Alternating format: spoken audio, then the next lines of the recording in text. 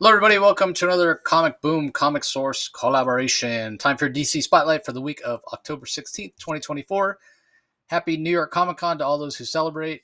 We're out there in New York this week. I'm out there myself, so be sure you're following the Comic Source on social media.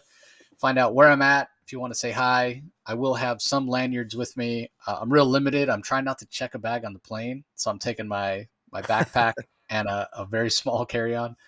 So I have a room for a lot of stuff.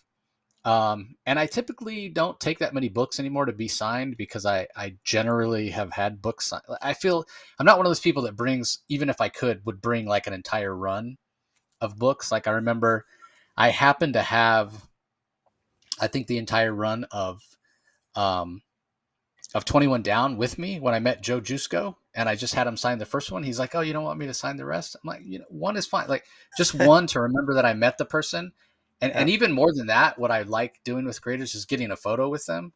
yeah, Just a selfie. That to me is even better than a signed book, because nobody else will have a selfie of me and that creator. They may have a selfie of themselves and the creator, but nobody's gonna have a picture of me and the creator. So that's yeah. really what's most important to me. So that being said, I am taking a couple books like Dan Mora. I've never met Dan Mora. He's supposed to be there, so I'm looking forward to that. And I do want to get my Ghost Machine. You know, the kind of the Ghost Machine sampler that they put out that had a bunch of different stories. The first time we saw Hornsby and Halo and the Rockefellers and Rook and all that. Like, I want to get it signed by every Ghost Machine creator. So I have Jeff Johns and Danny Mickey so far, and they're all going to be there. All the Ghost Machine, like everybody, Brian Hitch and Brad Anderson, and like the whole Jason Fabok, everybody's going to be there. So hoping to get that signed. But yeah, I'm taking like less than 10 books to get signed. And again, I don't have a lot of room, so that's part of it. But part of it's like, I don't want to be carrying a bunch of stuff around. So anyway, first world problems. I will be there. Be sure you're following the comic source, as I said, and I'll have wrap up stuff. I'm hoping to actually post some videos throughout. We'll see how that goes. It's a bit of a whirlwind. I'm not on the official press list. I think I mentioned that before, but people found out I was there, and now they're reaching out. Hey, can you interview this person? Can you interview that person? So my schedule actually is way more full than I initially planned. So yeah, we'll see how it all plays out. Uh, that being said, be sure if you're listening to us on the audio only feed that you go and subscribe to Rocky's channel. That's where we do this DC Spotlight every week on YouTube, where you can see all the books that we're talking about. You can see our smiling faces. You can see all the wonderful art. So Comic Space Boom exclamation point is where you need to go. Once you're there, ring the notification bell, subscribe, like this video. All that really helps us with our reach and be able to access more creators and more books and such. And that's really important now that we're doing the indie spotlights every week as well. Also, leave comments below. We'd love to get conversations going about what books people are enjoying and what they thought about the books this week. So we really appreciate that. Conversely, you can go and subscribe to the Comic Source audio feed if you are watching us on YouTube. Comic Source audio feed, wherever you get your podcast, whatever platform or app. And there's thousands of previous episodes of the Comic Source that you can go and explore with convention coverage and reviews and books and interviews and all kinds of fantastic stuff. And you can go check out the Comic Source YouTube channel as well, where we do that indie spotlight every week, like I mentioned before. And this week's a really, really great book for great week for indie books. So be sure and check it out. So that being said, I think it's a great week of DC books as well. I thought this is 2 weeks in a row where every book was entertaining. Now, I do want to mention I'm seeing Batman Full Moon on the release list for a lot of stores this week rather than last week. I think originally it was supposed to be last week. It was in our press package for last week, so we reviewed it last week. So if you're curious about Batman Full Moon, go check out last week's episode. It's on there, and you can hear what we have to say. So we won't be covering it in this episode because we covered it last week. But other than that, I thought it was a really strong week. It might even have been overall on average a better week than last week. I don't know if the high was as high. I don't know if the best book this week was as good as the best book last week, but because the best book last week for a lot of people, Absolute Batman, and that was just amazing. So I don't know if there's anything that rises to that level, but I don't think the worst book this week was And again, I'm saying worst, but it's still above average. But I don't think the least enjoyable book this week. I think the least enjoyable book this week was more enjoyable than the least enjoyable book last week, if you know what I'm saying. So Yeah, I would agree with that. Yeah. yeah, lower ceiling but higher floor. Yeah. Yeah, 2 weeks in a row, I think, with Yeah. absolutely incredible books. Yeah. No, for What are your sure. thoughts It on was the good. week overall? Yeah. It was. Like I said, I really enjoyed this week, and it was as fate would have it, Murphy's Law being what it is. You and I restricting ourselves to 5 comics each. I got to tell you, this one it was hard for me to. Well, we figured it out. We like to, I, I'm torn between. I could easily review more than 5, but we want to keep it to 5 each and what have you. But it's challenging. It's starting to. DC's getting better just when. Just when it's getting more challenging to pick the 5 best, because there was more than 5 that I really liked this week, to be honest. So, but it's a wonderful first world problem to have. Yeah, and then the other part is, so we're having to record this a little bit earlier than we normally would because I'm going to be traveling. So that's the other thing. Like, we could have exchanged our list and then went, okay, well, we have overlap here. I mean, I think there's only 10 books this week, right? 1, 2, 3, 4, 5, 6, 7, 8, 9. 10. Yeah. So technically, if we didn't have any overlap, we would cover every book. Um, but we do have some overlap. And the other part of this is Nightwing came out late for us. We still got a chance to read it, but typically, it's going to be in there like weeks ahead of time, and it didn't come out until just a couple of days before. So uh, anyway, let's kick it off. I'll start my first pick on my list. Action Comics number 1072. This is Phantoms Part 2, continuing the Action Comics weekly story that Mark Waid as writer is telling, along with Clayton Henry, the artist, and Michael Shelfer, sorry, Shelfer. Michael Shelfer is helping out on art duties for this issue as well. Matt Herms is on colors, letters by Dave Sharp. So toward the end of last issue, we saw Superman basically get himself sent into the Phantom Zone so he can investigate what's going on there. It's pretty interesting what Waid is doing here. It shows the expertise he has in this type of storytelling, where he'll go back and he'll read stories that other people have told, and they're giving their own take on, in this case, the Phantom Zone. And things aren't always really consistent. And you can sort of, point the finger at editorial and be, sort of angry about it or nitpicky about it or what have you.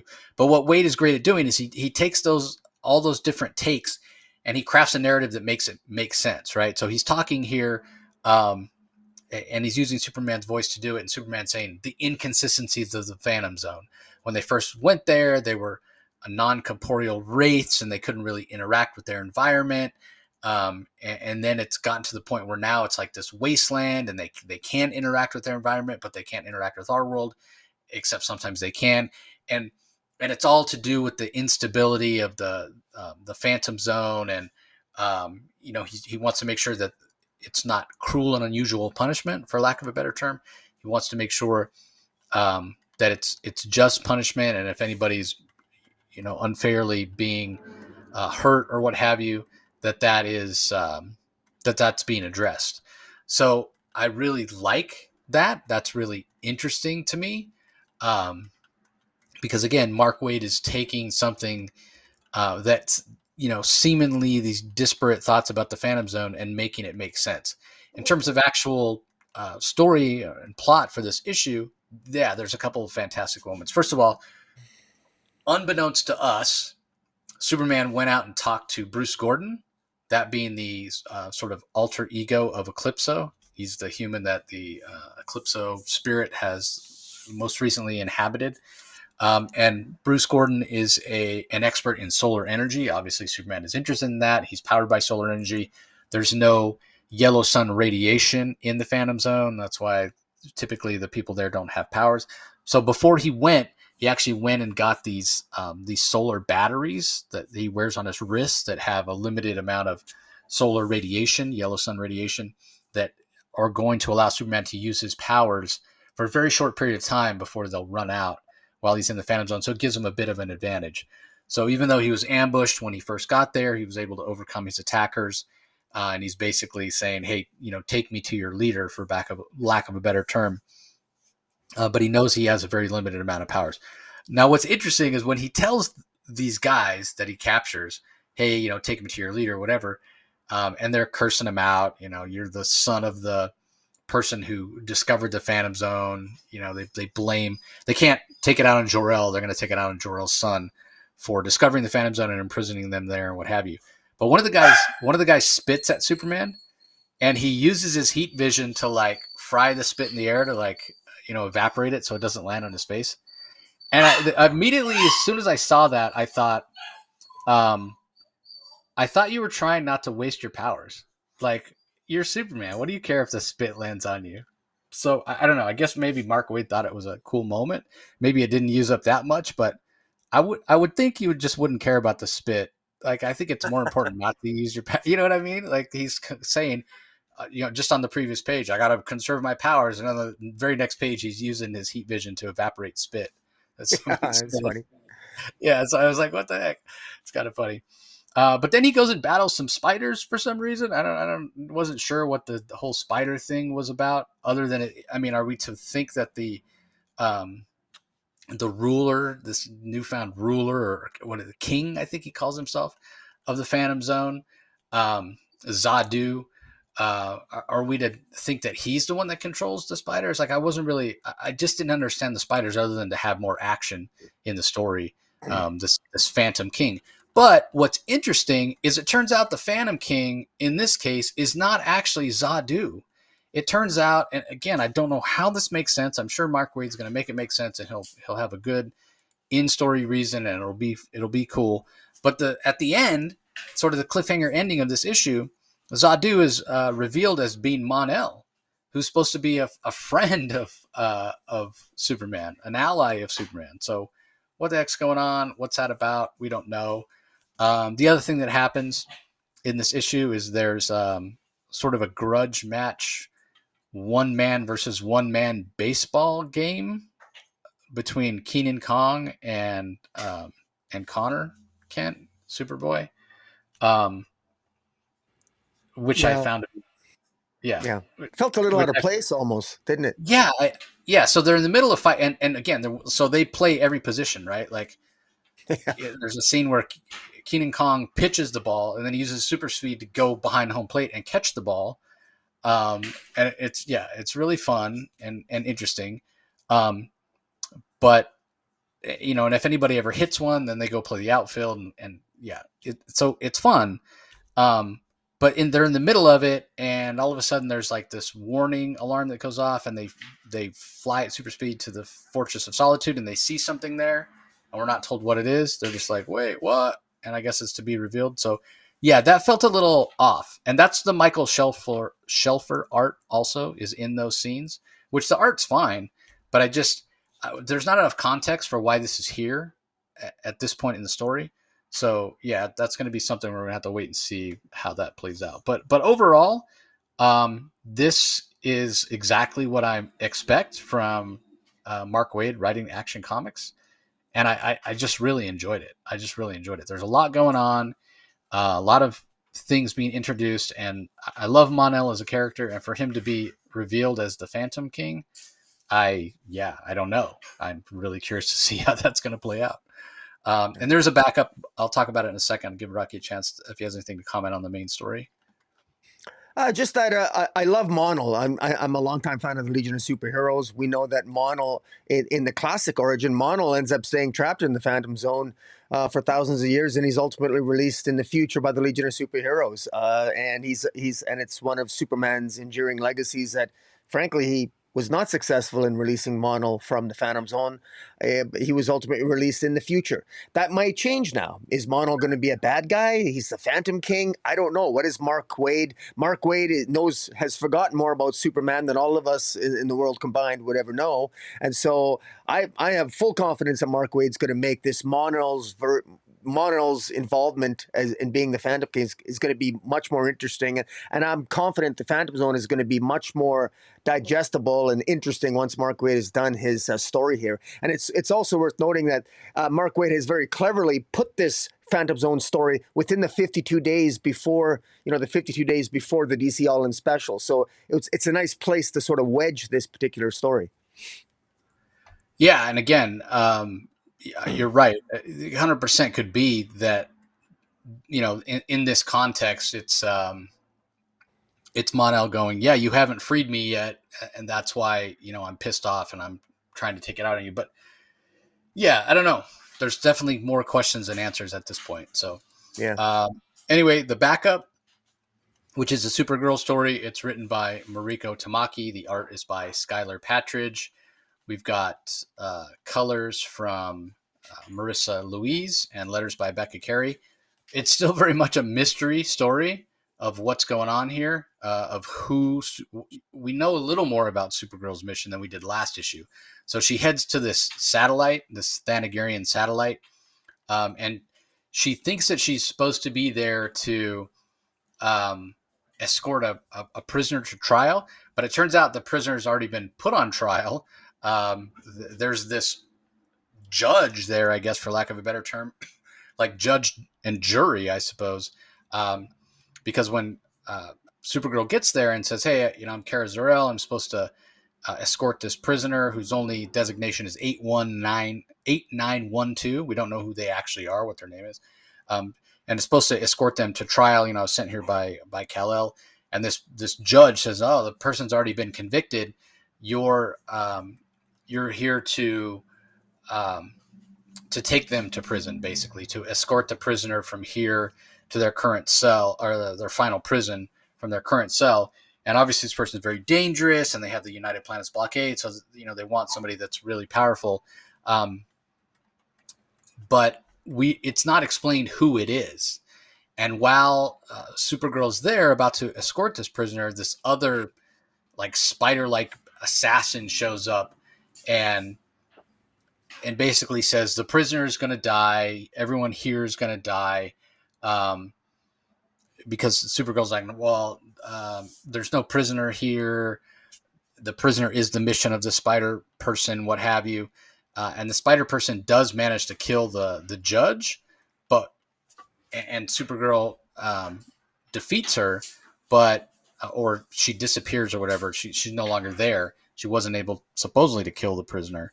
But we don't know where she went, what happened. We just know the judge is gone, and Supergirl doesn't know how she's going to find this assassin. Who's the prisoner? We don't know. So it's all still very much a mystery. And I mean, it's only 2 issues in, so I guess I'm okay with not everything being revealed. But I haven't read anything like this from Mariko Tamaki before, where we know so little that it does run the risk a little bit of being a case where, well, I don't care.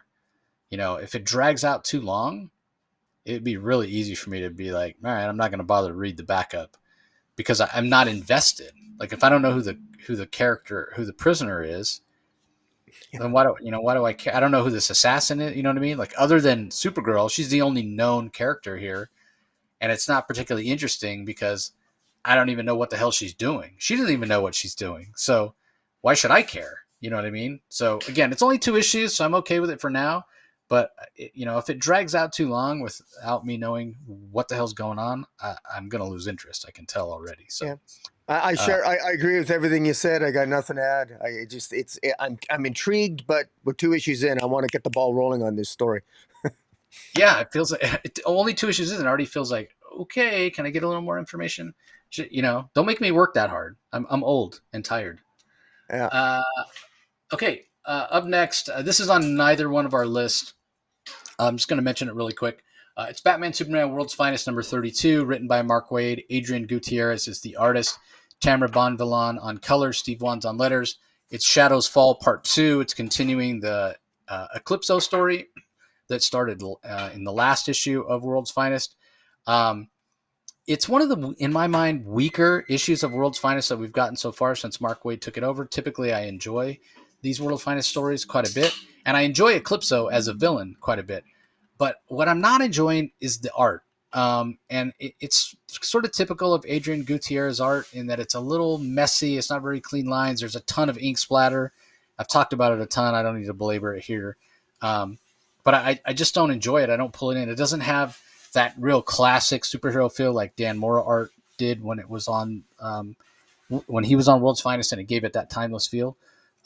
So and it feels like a little bit of a story we've seen before. Hey, it's Eclipso against the Justice League, right? So what's he going to do? Of course, he's going to infect some of the heroes with his darkness, and they're going to fight alongside him. They're going to be the bad guys. They're going to be corrupted or what have you. And the other ones that aren't corrupted are going to fight against him. So again, it just feels a little bit derivative. We've seen it before, so it didn't make my list. So anything to add, Rocky? Mark Waid does a good job sort of crafting a story. So, and there's some cool moments, whereas one in particular where Spectre sort of they need to snap back Batman out of being infected by Eclipso, and they make him see the death of Robin, and that sort of breaks the spell on Eclipso. So there's some pretty cool moments there, but for the most part, it's it sort of feels a little more in the same. And I almost feel like apologizing to Mark Waid because he can craft a good story, but this is it feels like it's a story clearly that's taken place in the past, and I'm kind of excited about DC All In, which is all in the present, and so this just didn't make the cut this week, frankly. Yeah, it's a good point. They are timeless, which is great because they can fit in anywhere. But everything is a new jumping on point right now, so Yeah. it's not standing out from the pack in that way. Okay, next one up is one that's on my list. It's Green Lantern number 16. This is written by Jeremy Adams, art by Xermanico, colors by Romulo Fajardo Jr., Dave Sharp on the letters. This picks up right where the Civil Corps special left off last issue, with Mogo basically attacking the planet Thanagar. And if you thought, okay, well, the Green Lanterns are going to save the day and Mogo's not going to destroy Thanagar, you would be wrong. You would be wrong to think that. This is huge in terms of, I'm a little surprised that DC editorial let Jeremy Adams do this. Thanagar is a long, and it's not that Thanagar can't be restored at some point. It's comics, so of course it can. But Thanagar has been a planet that has been around in the DC universe for decades and decades. Very important part of DC cosmology, and they let Jeremy Adams destroy it with Mogo. And I'm surprised. I'm going to have to ask Jeremy about it. I'm stunned. I mean, we think of, when you think of Marvel, you think of the Kree Skrull War. When you think of DC, you think of the Ran Thanagar War, and you think of Ran and Thanagar. They're classic. They're the most popular planets outside of Earth in the DC universe. And for Thanagar to be destroyed by Mogo of all things, this is a cosmologically speaking, in the DC universe, I would think this might have significant long-term consequences beyond the scope of the Green Lantern comics. Yeah, and I think, I think back to conversations I had with Jeremy over the last few months, and I think he was hinting at this, and I just, it wasn't even on my radar that something like this could happen.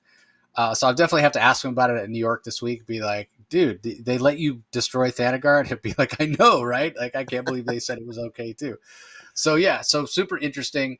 But much like the Civil Corps special, what I talked about it last week. What I loved about it was kind of that classic feel of different lanterns taking on different roles and really being that sort of policing force in space. Obviously, Theros supposedly died. Well, that didn't stick, right? We've already got hints here in this particular issue that he's basically being reborn in some way, and he's probably be a bigger threat than ever, which is interesting because his death did feel a little anticlimactic because of how big of a threat he has been, and he sort of got knocked off, relatively easily in the special. So to find out he's not really gone and he's going to be back and probably be more powerful than ever, that's really interesting. But again, getting back to that classic feel, we've got Hal Jordan, John Stewart, and Star Sapphire here, and they have to sort of go and split up, like Star Sapphire. So there's Iranian battle cruiser, Iranian battle cruiser that's in orbit around Thanagar when all this is happening, when Mogo's destroying the planet and what have you. It's called the Warbird. They're able to rescue some Thanagarians. It seems like a very small amount, though, compared to the millions that are on the planet, like maybe 1,000 they're able to save. But they've got to get out of there, right? Like they've done it. They've transported the refugees aboard the Warbird, but they have to get out of there because you have the forces of Lord Premier Theros that are there. You have the Mogo there. You have the debris of the planet. It's a dangerous place to be. So in order for this to happen, they leave Carol Ferris on board the Warbird. They being Hal Jordan and John Stewart, and they go out. The two Green Lanterns go out. And I love the way Jeremy depicts it. They're out there. They're fighting against the forces of Lord Premier Theros. And I love how Hal Jordan says, we don't even have to talk. They fought alongside each other so many times. They know each other's tendencies. They know what they're going to do. They know what their roles are. And they fall into those roles really, really easily. While Carol is trying to get the engines on the Warbird back up and working because they're faster than light travel or what have you, is offline. And it's the first time I've ever seen Carol Ferris's knowledge of aircraft and engines and what have you being used in the story. Like, so often she's like the woman in the refrigerator early on for decades in Green Lantern. She's the woman in danger, damsel in distress, that old trope. And at various times she's had the power of Star Sapphire and they can sort of make her a hero. And sometimes she's a little more over the edge than other times or what have you. But I love that it's melding together that idea of her having these superpowers, but she knows that she's kind of learning the ropes and learning what it means to be a hero and how to use her abilities and what have you. So to couple that with just her knowledge, just that she's a very intelligent person, she has a lot of knowledge of engines and the way engines work and aeronautics and everything from being, the head of Ferris Aircraft for years and years and years. And I've never seen that leveraged in the story. And I like that Jeremy did that because it gives more value and more agency to Carol, which I really, really enjoyed. So that was It's well cool. done. Well done. Yeah. Awesome. You just come to kind of expect these things from Jeremy Adams, but I always want to point them out because shouldn't take them for granted. That's good storytelling. That's good characterization. That's good use of going back and taking things from a character's past events and using it to enhance a current story. The other thing that we learn that's really important here that I want to mention is the Teen Lantern shows up here. We're told, and this was hinted at in the Civil Corps special, but it was almost a throwaway line. But in some way, with what Lord Premier Theros was able to learn about the Teen Lantern and the way the Teen Lantern accesses the green power of will with the gauntlet that she has, it's not an actual Green Lantern ring. But in some way, Lord Premier Theros was able to find out the way that the Teen Lantern accesses, the way that Kelly is her name, right? The way Kelly accesses that. Lord Premier Theros was able to examine that and in some way use that like same sort of technology or procedure or whatever it was that Kelly figured out. And that's the way that he's was able to access all the spectrum and the way he's able to give individuals the power of one spectrum or another. I mean, we saw Kilowog as a Yellow Lantern in the Green Lantern Civil Corps special. So it's something to do with Kelly, the Teen Lantern, that allowed Lord Premier Theros to basically manipulate the different spectrums and to give power to his own personal lanterns. And so come to find out, Kelly as Teen Lantern is a lot more important than we may have thought before. In a way, I almost feel like she was a throwaway character in a lot of ways with the way Brian Michael Bendis used her. And it just seemed like, he just wanted to do something different and unique for Young Justice, and not, hey, she's going to have a gauntlet and she's not going to have a ring and it's just going to be different or what have you. And then ever since Jeffrey Thorne's run on Green Lantern, where she was used as a plot device more than a character, she's basically been forgotten. I kind of forgot all about her until she's been mentioned in the last couple of issues of what Jeremy Adams has been doing. So I give Jeremy so much credit for taking a character that easily could have been forgotten and cast aside and sort of coming up with this idea of her being the way that Lord Premier Theros was able to manipulate things, and all of a sudden, this character that I had almost forgotten about could end up being like the most important character in the story of the United Planets and Lord Premier Theros and what have you. Again, that's just really good storytelling. Yeah, So, and I thought it was really good how they used Ellie. He used the character of Ellie to sort of reach Kelly's mind, and I thought those are two great characters to interact with each other. I thought that was very well done to use just to build on what PKJ did with that character, and so I thought, yeah, just Jeremy Adams has just done a great job on this.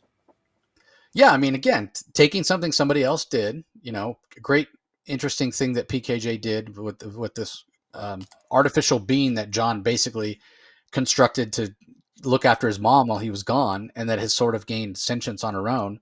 And she's very similar to Kelly in a lot of ways in terms of like around the same age. She calls herself Ellie, which is John's deceased sister, who passed away right around the same age as Kelly. And this construct has, it sees its own self identity as around that age or what have you. So yeah, the link that could go in there, will they merge in some way and become a new character? Will they stay separate? How important is each of them going to be? Like, there's a lot of questions to be answered, but really interesting to see what's going to happen. The art by Xermanico is fantastic, as it has been. Yeah, this was just a fantastic issue. And I think I said this before when I was talking about the Civil Core special, but I'll mention it again. When I read something like this, it's like so much happens, so many great story points and plot points, and moving the plot forward, and the pacing's great, and the art's fantastic, tons of action. And I think back to what we got with Jeremy and the Absolute Power tie-ins, and those were still good. Those were great. Don't get me wrong, but how much further along would his story be?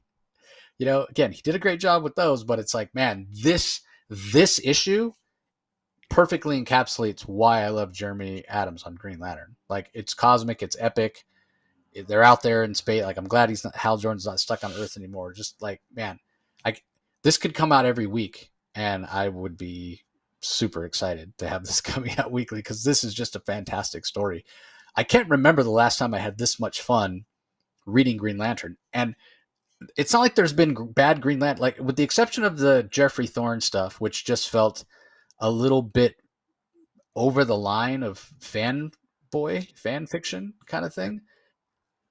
Green Lantern has had, and that's not to say that wasn't entertaining, because it was, but you went from Jeff Johns to Robert Venditti, to the Jeffrey Thorne stuff, to you had the Grant Morrison stuff as well. Like, Green Lantern, for basically since Jeff Johns took over the book, has had one great writer after another on it. And I say all that to say, man, Jeremy, this may be my favorite Green Lantern run ever. It's getting up there. It's really getting up there. So, well, it's starting to feel like a core again to me. It just feels like the classic core, and it just it's hitting all the right notes. All these, the best iterations of these characters seem to be coming to the forefront, and they're not splintered anymore. They're finally united, just at a time when they need to be united against the corrupt United Planets, and it just feels right. It just feels really good, and they got the right kind of writer for it. And Jeremy Adams, man. I mean, we all rued the day when he left the Flash, but man, this is is it possible that he's topping his work on Flash? I think he's getting there, I got to tell you. Yeah. Yes, as much as disappointed as I was that he left the Flash, in hindsight, I'm glad he left Flash to come on the Green Lantern. Only because I love the Flash, but if I have to rank, I love Green Lantern more. Green Lantern is higher up on my list of favorite characters than the Flash. Flash is below. So if I had the choice, if he's only could be on one, I'd rather have him on Green Lantern.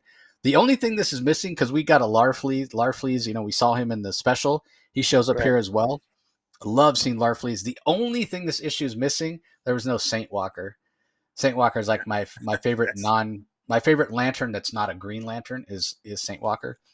Yeah. So hopefully he'll be showing up soon. All right. Anything else to add before we move on, Rocky? No, I think we pretty much said it. Definitely a high point of this week. Definitely one of the candidates for pick of the week for sure, I think. Yeah, and yet it wasn't on your list. Well, like I said, I mean, Yeah, you I can't put saw your list everything. Yeah, first, and yeah, like I said, I want to try to, because I enjoyed a lot this week. So, yeah. Fair just enough. because it didn't make my five doesn't mean I didn't enjoy it. Yeah, well, you knew it was on my list. You're like, well, I'll get to talk about it because he's going to That's talk about right. I get to it. cheat. Yeah, yeah, yeah. No, 100%. Okay, well, this next one is on your list, so I'm going to let you go first. It's Titans number 16. John Layman is the writer. Pete Woods handles the art and the colors, and Wes Abbott is on letters. Stitches in Time, Part 1. Give us your thoughts.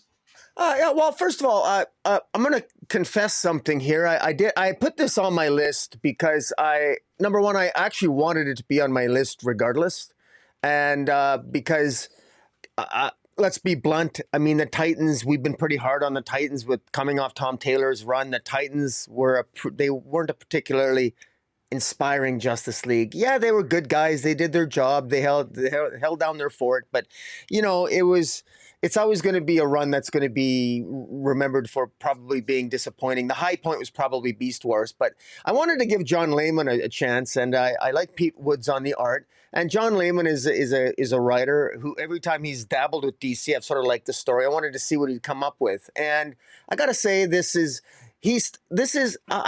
I feel very much this is kind of a setup, to I think there's some, he's trying to find his way in this particular issue. It starts off kind of where it almost needs to, and that's right at the Justice League satellite. And basically the Titans are they're having a conversation that frankly we fans are having, and that is, well, if Justice League is unlimited, why do the Titans exist? Do we need the Titans? I mean, can't we just have a section of the Justice League Unlimited? They have unlimited membership. Titans are actually, apparently, they're also members of the Justice League. And Starfire, and I think Starfire and Donna Troy, I mean, both of them were wondering, why are we all, why do we need to have the Titans here? Why is it really necessary for us to exist? Aren't we kind of a redundancy? And, they're on the satellite, and there's a scene there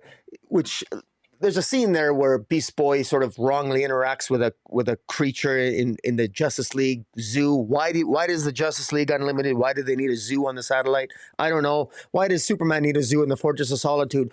Just because it makes for interesting stories and take up real estate in an issue like this. Beast Boy takes over a creature, and he shouldn't have done that. And then we get to see the Question, one of the earliest appearances of the Question. We know that the Question, Renee Montoya, is the security officer. We see her here. We see her sort of give Beast Boy a good talking to. Watch what you're doing. Don't be so irresponsible. Basically giving him the ringer. But the Titans leave, and they need base. They go back to Titans Tower, and right away, Donna Troy has some sort of hallucinations, and she has an hallucination of the first time that the Titans got together. They meet up with. There's a couple of two big things to note about this new iteration of the Titans is that Wally West quit the team because of because Barry Allen lost his powers coming out of Absolute Power. There's only one big Flash, I guess. So that's Wally West, and his time's going to be spent more with the Justice League. And replacing Wally West on the Titans is Roy Harper, and this is a really good development. I'm really glad to see Roy Harper back on the Titans because I love Roy Harper and his relationship with his daughter Leon. His daughter Leon does not show up in the issue. Neither does his sometimes lover / mother of his child, Cheshire. She doesn't show up either. But I like the opportunity to see Roy Harper's character develop more in the pages of Titans than I do in the pages of Green Arrow. So I'm glad to see Roy Harper here. There's also hints at a possible relationship with Donna Troy. Donna Troy talks about having, Roy asks her, how do you feel about me being on the team? And she references something that happened in their past. I'm not sure what that might be. If anybody who is more of an expert on Titans history than I am, but by all means enlighten me in the comments below. But it ends up that the Clock King ends up being the one who's manipulated their memories, and primarily because he got inside the heads of the Titans through Roy Harper, of all people. And that's really how the issue ends. Now, it also ends with Donna Troy standing up, showing quite a bit of agency very frustrated. She's not going to take this, and she's going to confront the Claw King. This feels, I have to say, after them coming off them battling with what happened with Raven and what happened with Trigon, etc., and Absolute Power. This feels perhaps maybe a little bit underwhelming, but it does feel in fairness to John Layman, this is a setup issue, and I think we need that. We need that sort of setup coming. Titans need to get back to what they're known for. Good character work first, character-driven stories, which are, with interesting plots, and I think that's what John Layman's going to give us here. He had tough competition this week. This isn't my pick of the week, but I do think John Layman, he's done a lot of great character work on his indie work, and I'm gonna stick with him for at least this first arc to see what he can do. So let me make sure I have this straight. So we sort of were hard on Titans, like you said, for very slow pacing and lack of action or anything really happening in Tom Taylor's run. It did ratchet up toward the end with the Dark Winged Queen story, and the last couple issues had a ton of action. We were looking forward to Layman on the book because we were hoping for faster pace and more action. But actually, the last couple issues of Tom Taylor's run had more action than this particular issue. Is that fair to say? Well, I guess that would be fair to say. The last two issues of Taylor's run had a lot of action, but he had a lot to make up for. But this one, actually, the first half is them on the satellite, and the second half was them just getting to know. We're getting to know the formation of the team, and then we get action near the end. So, all in all, I mean, I didn't think this was a bad issue. Let's put it this way. I don't think. Instinctually, I don't feel that John Layman is going to be, telling the Titans to go fight fires in Borneo. Okay, Borneo. Yeah. They're not going to fight forest fires. So I'm confident of that. But we'll see. In Layman, I trust. Yeah, I mean, I felt it was a very sort of prototypical Layman issue in that there's humor, there are character moments, and there is action, like you said. So it kind of ticks all three boxes for me. A lot of it with that. And done very well, so we don't get a big exposition dump. But to your point about, well, why do we even have the Titans if everybody's just why do we have any teams if everybody's just on Justice League Unlimited and they're going to split into smaller little task forces, for lack of a better term? Hey, the Justice League computer or whatever says, hey, there is a problem in Borneo. There are forest fires in Borneo. Who are the heroes that are most, suited to go and fight them? And it'll put the team together and go. And they're all Justice League Unlimited. Why do they need to call themselves anything else? Like, it doesn't really make sense, when you think about it. But again, Layman does a good job of sort of putting that out there and just giving the best explanation he can. It doesn't make complete sense. It's not completely necessary for the Titans to be this sort of subgroup, among the Justice League. And it's like, Wally did quit the Titans, but does it really matter? Because they're all part of the Justice League Unlimited anyway. Yeah. So you take it all with a grain of salt. I should say Donna Troy becomes the leader. Nightwing steps back. That was my next point. So as much as they're sort of not needed because they are part of this larger group that, at the end of the day, if everybody's part of the Justice League Unlimited, if every hero is a member of the team, then that's the most powerful super group there is. There doesn't need to be a Titans. So, hey, perfect time for Dick Grayson to go, you know what? I don't want to be the leader anymore. I need to take a step back. Hey, Donna Troy, why don't you take over as leader of the Titans? Now that the Titans are sort of just the Titans in name, it doesn't really, it doesn't have that much meaning anymore. I'm going to go ahead and step down of that Donna Troy. I mean, that's not his meaning. Do you know what? They should open up an academy and call it Teen Titans Academy. Oh, wait, never mind. Yeah. So, interesting. And that's where a lot of the character work comes in. And I'm sure Layman will find a way to make this work. I was really enjoyed what he did on his Task Force 7 issue. So, like I said, I'm sure he'll make this work. And the art from Pete Woods is really great. The color work is great as well. I'm seeing more of a manga influence than I've seen before on Pete Woods' art that I don't remember seeing there before. So that's interesting, and we'll see how that if that style continues to develop. We'll have to wait and see. Okay, up next we have Wonder Woman number 14. Oh man, this is I mean, I guess it's not a first appearance of um of Trinity, but chronologically, I guess it's her first. We see her birth, for lack of a better term for it. So I don't Oh, know if this has speculated alert or not, but anyway, it's written by Tom King. Daniel Sampere handles the art. Tomeu Morey on colors. Clayton Cowell on letters. What are your thoughts? This is on your list and on my list, so I'll let you go yeah. first. What are your thoughts? Well, I want to. I want to. I'm not going to give my usual. I still feel that I've got issues with the way that Tom King is telling this story, but there is. I've. There are many. There are some things that I really thought were well done in this issue, because of particular note is now.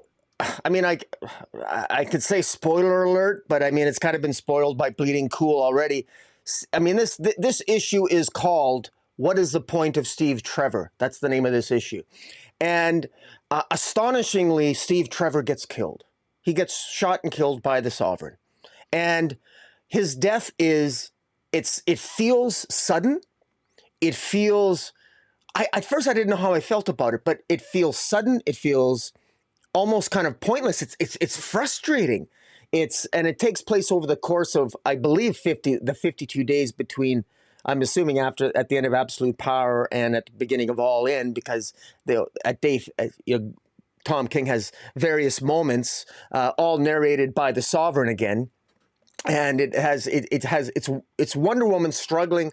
This issue is Wonder Woman struggling with the loss of Steve Trevor, and I thought it actually was well done overall, because I got to tell you something. I got to cut Tom King some slack in this one regard here, because Wonder Woman is a character that doesn't have a lot of friends. She doesn't. That's not Tom King's fault. That's 50 years of history. I mean, she's when you ask the average person on the street, does Wonder Woman have a lot of friends? Well, no, you think of Ada Candy, you think of Steve Trevor.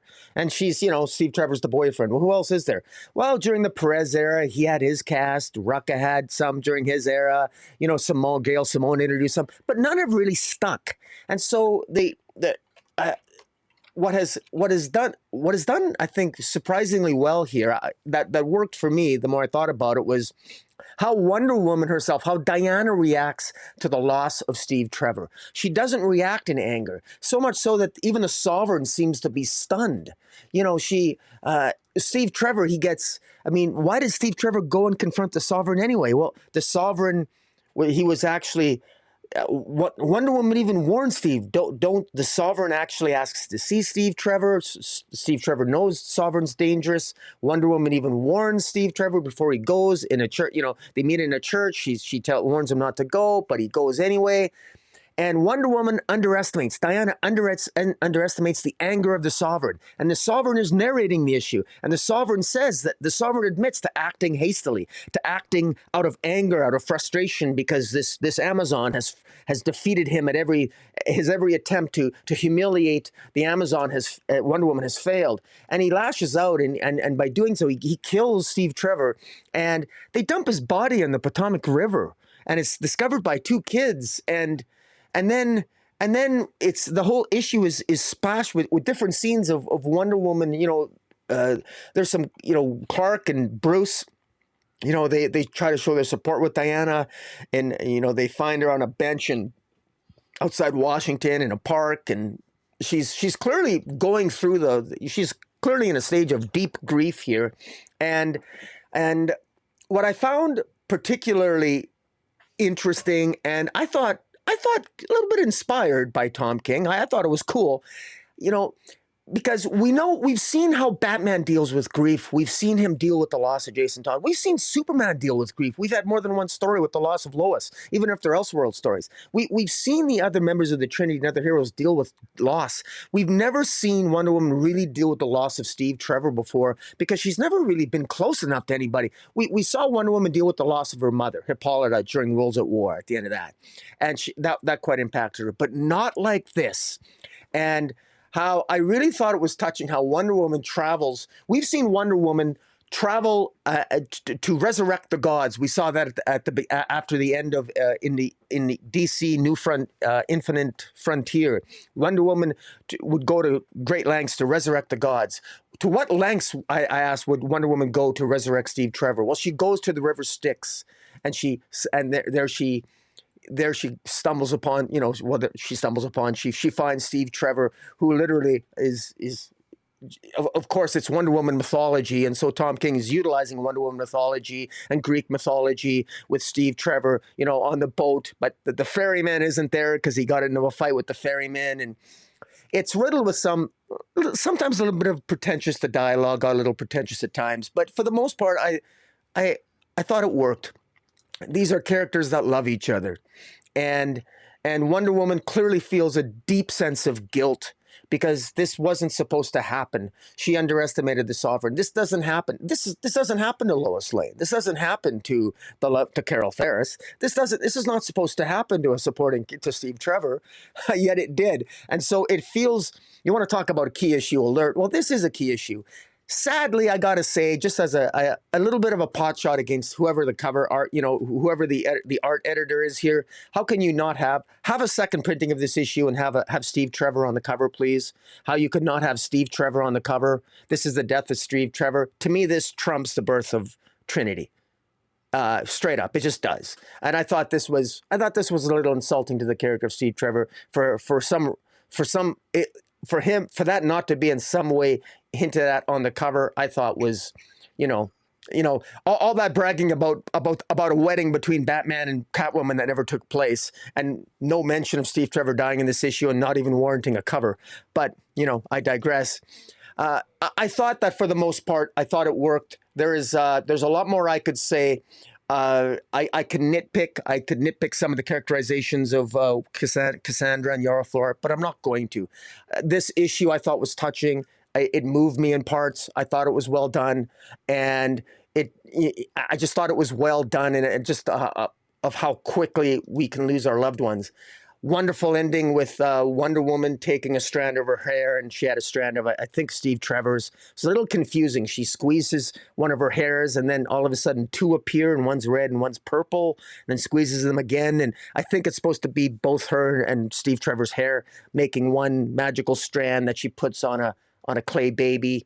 And I believe that this, as Wonder Woman came from clay, she actually didn't. She's the daughter of Zeus, but I don't think Tom King got that memo in this iteration. But I think Tom King thinks that Wonder Woman was born of clay, but she wasn't. But maybe she was in this new DC universe. I don't know. But in any event, Wonder Woman, just like Wonder Woman's mother, Hippolyta, prayed to the gods in one iteration to give her a baby, and that she made out of clay to give it life. Wonder Woman's doing the same thing, and she's naming it after Steve Trevor's mother. I thought it was very touching. It was in keeping with at least some iterations of Wonder Woman's mythology. I thought it was well done. I thought how Wonder Woman wept, and she didn't weep with anger. She wept. She allowed herself to grieve. What is that wonderful saying? What is grief but love remembered? From the WandaVision show, I always loved that line. I thought it was touching, and I thought it was well done. And I think that this even makes for a good one-shot issue. But I'd really be curious to know your thoughts. Maybe you thought I would hate this issue, but I know I've been a little hard on Tom King lately. But I actually thought this was a touching issue, and I thought it was well done. What do you think? Yeah, I wasn't 100% sure I was going to talk about this book. But I put it on my list because I sort of didn't expect you to put it on your list because, yeah, you haven't been enjoying Wonder Woman. But, yeah, I mean, I agree with a lot of what you said. I understand why you don't put Steve Trevor on the cover because nobody would probably buy it. It is in the solicits. I mean, it's called, Steve Trevor's Last Stand or what have you. And, the end of Steve Trevor or whatever, it's all stated there. So it's not like they were trying to hide it, but he's not like the most well-known character. It's not like you put Steve Trevor on a cover and the book is going to sell more. I think obviously Wonder Woman covers that have Wonder Woman probably sell the best. Even the one with the baby probably not going to sell as well. So I get it, but I also take your point. I mean, we talk about Thanagar being destroyed, that being a key moment. I was sort of surprised that Yeah. when I saw the solicit, I was surprised, and then they actually followed through. He's actually dead. Now nobody stays dead in comics, so he's only dead until somebody decides to bring him back. But it's still significant, and certainly significant in from the perspective of how much it affects Wonder Woman, especially because, like you had said, multiple times, she blames herself. She feels guilty. She underestimated the anger of the Sovereign, and even Sovereign is narrating this issue, like you said, and even he mentioned, he's like, the futility. Like, it didn't make sense for me to kill him. It doesn't accomplish anything. I was just angry. I just lashed out or whatever. Okay, great. You make all these excuses and rationalize, and it sounds like you're saying you shouldn't have done it. That doesn't help Steve Trevor. He's still just as dead. Whatever reason caused you to pull the trigger, he's still just as dead. So, I mean, yeah, a very touching moment when Steve Trevor and Wonder Woman do reunite on the boat in the River Styx, and what a fantastic way for Wonder Woman to honor his memory. Um, Interesting, like certainly a very pure way to have Wonder Woman and Steve Trevor have a baby. Um, Yeah. it's Yeah. I sort of took it as Wonder Woman using her, like, physically manifesting her love for Steve Trevor, um, and using that to then bring this, and the parts of her, and part of herself, and bring this baby to life when they've actually haven't had, physically done the thing that you need to do to make a baby. Yeah. So that's sort of interesting in a way. But I am glad that it went down this route. Like, I don't know how I don't know how you would have done it like a normal pregnancy. Like, how do you have Wonder Woman pregnant for 10 months, right? Yeah. Yeah. Yeah. That's right. It doesn't, And it's so not, sad too, because they had so much. They were very intimate multiple times yeah. in Gamora there, that I thought for sure she was going to get pregnant, but she's I mean, I suppose you could do it where, so you remember, I think wasn't in Tom King's Batman run, where they would go and they would fight, and they would take the place of whoever it was in that other realm, and they would fight for like a long time, and yeah, Batman and her were tempted to get together. right, Um, yeah, I guess you could do that. You could do some sort of thing where she goes to a different dimension where time yeah, travels differently, it's different, yeah, passes differently. But I whatever. However they did it, it's fine. I was fine with it. I love that Elizabeth Prince is the daughter of Wonder Woman and Steve Trevor. That makes the most sense. I'm glad she's not an adopted child. There was part of me that was like, is she the adopted child of the Sovereign, or the biological child of the Sovereign? Like, who knows? So I'm glad they did it this way. Um, and I'm curious to see how the Trinity series is going to play out as well, because what are the consequences of this, right? Like you pointed out, at one point Wonder Woman's origin was she was made out of clay, and then she wasn't, and then she was. It's gone back and forth. I wonder if Trinity will have that same problem. What are sort of the inherent issues that can arise because she's created by clay? Should she be as arrogant um, as she is, because she really is an arrogant character when she gets older? Does she have a weakness of, could some magic user turn her back into clay? Like, there's a lot of things to be explored here. Um, but yeah, I mean, Steve Trevor getting killed, um, it wasn't really promoted or marketed, but at the same time, they don't really promote or market that many deaths in comics. They happen so often these Can days, but I want to make a prediction. If Steve Trevor's still alive, it's because of the gun that he was shot with, because that was a very particular. I know it looks like an old gun, and it is, but there's probably some significance of the gun that he was killed. That somehow that's going to be a magical way to bring him back. Because he's got to come back someday. He's got to come back. He's well, I mean, Trinity needs a father. yeah, you said if he's dead. No, he's dead, because we saw Yeah, him on the no, river. no, I We know, saw but I him on mean, the river. Yeah, but well, Wonder he's Woman. I about mean, as to her dead as point. the gods were when Yeah, this is a exactly. Wonder Woman comic. Come on. Exactly. And Wonder Woman makes that point, like, hey, I've gone and, to the realm of death and fought to bring people back to the realm of living before. So who's to say that she won't do that for Steve Trevor?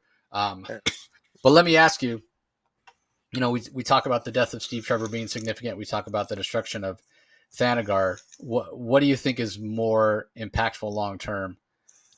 Well, well, well, uh, pro, pro, well. Frankly, in terms of the stories, it should be the death of Steve Trevor, but it won't be. I'm objective. In my world, the death of Steve Trevor, but objectively speaking, I think the loss of Thanagar is going to have far more consequences for the DC universe, for especially the Green Lantern stories. I think moving forward than the death of Steve Trevor, although because Steve Trevor has often been an afterthought for Wonder Woman, even when he's been alive, quite frankly, and he's been ignored by some writers. So I think the death, the destruction of Thanagar is probably more significant, which is really, really sad. It's so sad to say that, and I hate admitting that, but that's just the cold, harsh truth, and that's a criticism against DC and how they've handled this character of Steve Trevor. But I don't know that I think the Steve Trevor. I don't know that I agree. I think the Steve well, Trevor I is hope you're more. right. I hope you're right. Thank you for disagreeing. I, I and this is kind of how I'm judging like my criteria. I think that Steve Trevor gets. I think it's more impactful because and for that reason, I think Steve Trevor gets resurrected or gets brought back before Thanagar gets restored. Okay. But I who hope you're knows? right. We'll have to wait. We'll have to wait and see. Uh, okay, up next, another book by Tom King, Jenny Sparks #3, written by Tom King. Jeff Spokes handles the art, including the colors. Clayton Cowell on letters. This continues to be just a really, really fun story. This one we get a bit of a flashback in the story, which shows Jenny's sort of her relationship. It gives context to her relationship with Superman and how I don't want to use the word manipulate, but how she has interacted with Superman in the past because she knows, Superman's values and morals and what have you. So she flashes back to this incident back, I think it's in Afghanistan, somewhere in the Middle East, where she knows there's this improvised explosive device, this IED that's in the road, and it's going to cause a bunch of destruction and what have you, and cause a bunch of people to lose their lives. And Superman seems reluctant to get involved. He uses that old excuse, which I understand why writers use this excuse, because I mean, in a world, if Superman really existed and could really have that level of power, why would war exist? He could go and stop all war, um, and so his reasoning here why he doesn't stop the IED and stop people from dying is like, you got to let people live their own lives. I can't be a dictator, blah blah blah. But it's like, I mean, innocent people are being harmed as well. So you see Jenny Sparks sort of steer events in such a way that Superman, when he sees it right there in front of him, he's going to stop it. And Jenny knows that. And so it's giving some context into what's happening in the bar with Captain Atom and him wanting to be seen as a god and what have you. So really great character work more than anything in this particular issue, both in the interactions between Jenny Sparks and Superman, but then also when the Justice League actually goes and tries to breach the bar that Captain Atom is in, and things don't exactly go the way that you might hope that they will. Um, and so again, you get that context, which is really interesting. Um, and even uh, when Captain Atom's daughter, because one of the demands he has is, he wants his family back, and even when his daughter shows up there, um, Peggy Atom, she shows up and he sees her, and she, she's much older, and obviously he hasn't aged because of his superpowers and what have you. And he talks about, Captain Atom talks about how he's ascending and he's becoming divine and what have you, and she's trying to talk him down, and he hugs her, but he burns her, like he literally incinerates her. And like, yeah, the plan that the Justice League had like totally backfires.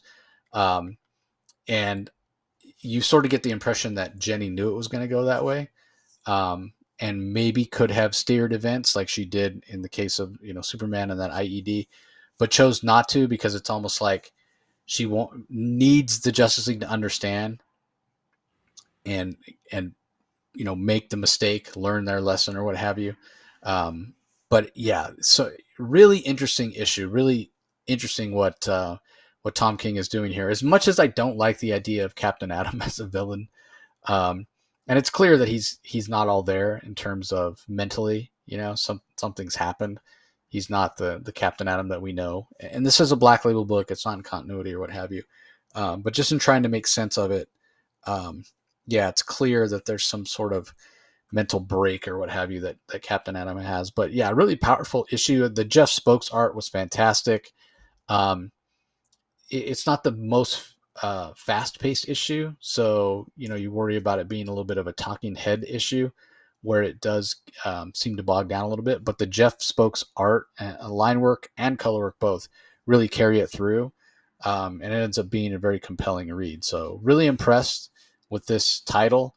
Again, I'm not the most familiar with Jenny Sparks, so I'm enjoying getting to know her. Her characterization, from what I know of her, seems to be spot on with what we're getting from Tom King. So yeah, this is I'm not hearing a lot of people talking about this series, and maybe it's because they don't feel like he's getting the Jenny Sparks characterization right. I'm not really sure.